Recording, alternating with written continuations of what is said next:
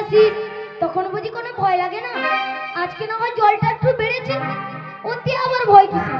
লজ্জা ঘৃণা ভয় তিন থাকতে গোবিন্দ কারণ না। চল চল